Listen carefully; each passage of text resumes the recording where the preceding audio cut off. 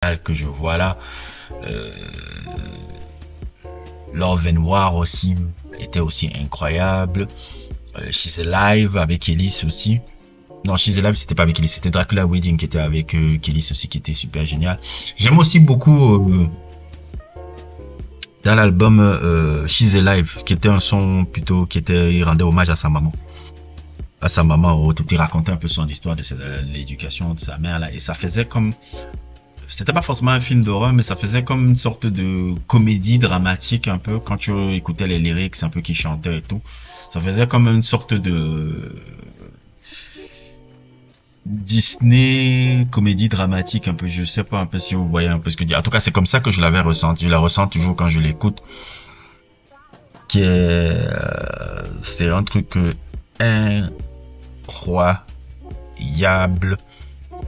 incroyable dans son truc. Et franchement, pour les gens qui veulent comprendre un peu la légende d'André 3001, allez écouter de Love Below. De Love Below, tu te dis que c'est sorti en 2003, mais jusqu'à aujourd'hui, je peux voir encore l'impact de ça chez beaucoup de gens. Quand je pense à Rory, quand je pense à Tyler, the Creator, quand je pense à énormément de jeunes que je vois aujourd'hui, je vois comment même un peu comment il s'appelle, Kevin Abstract de Brockhampton et tout. Je vois l'influence d'André 3000 sur tous ces gens-là. André 3000 a vraiment montrer comment on peut faire des albums un peu diversifiés et tout, et comment il faut pas avoir peur de challenger les conventions.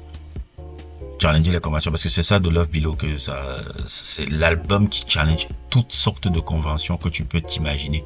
D'un gars qu'on a catalogué artiste de hip-hop, et un gars aussi qu'on a catalogué le truc est de ne pas surtout t'enfermer dans les cases que les gens veulent te faire. C'est chaque fois que je suis de Love Below, hein, c'est ça.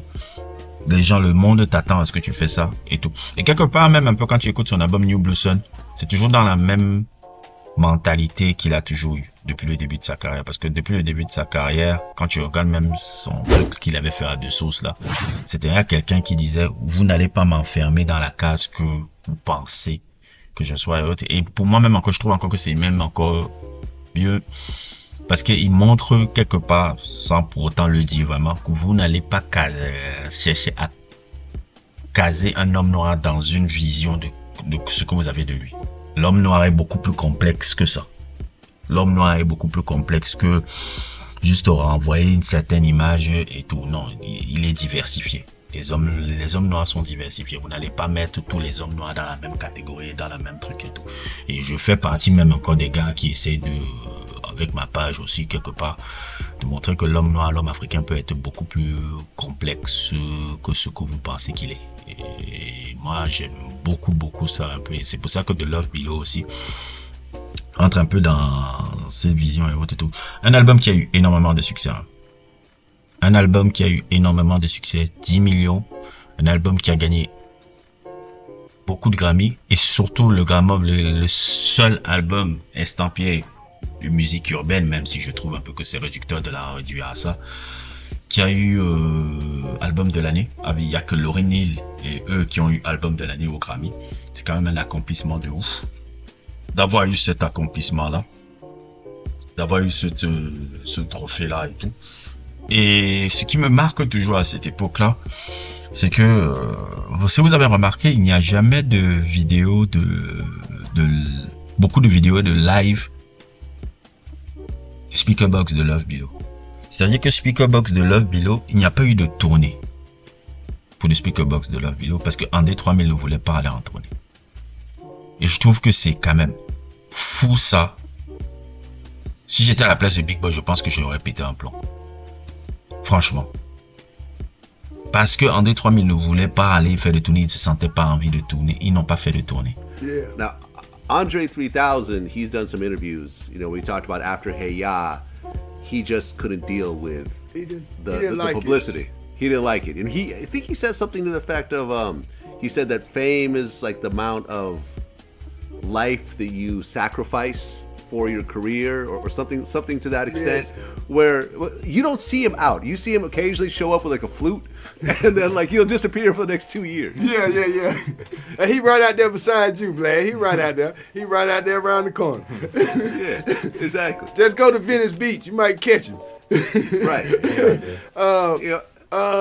You know what it is, Vlad?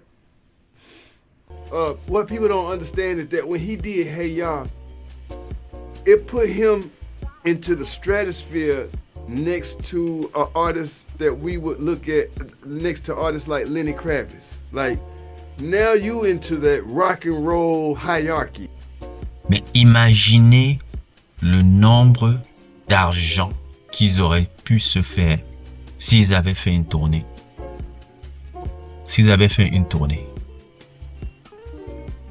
Il n'y a pas eu de tournée de le Speakerboxxx de Love Below. Il n'y en a pas eu.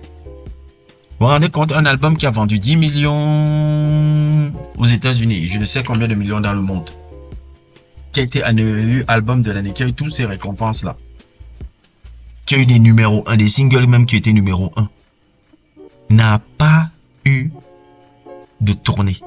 Il n'y a pas eu de tournée. Pas de tournée mondiale. Ça devait être une tournée mondiale peut-être de 2 ans, qui aurait apporté des sous de malade. Mais André 3000, il a fuck up le délire. Il a dit non, je ne peux pas. Je me sens pas à l'aise. Non, la tournée, non. Je me sens dépressif. Oh, j'imagine Big Boy. Oh là là.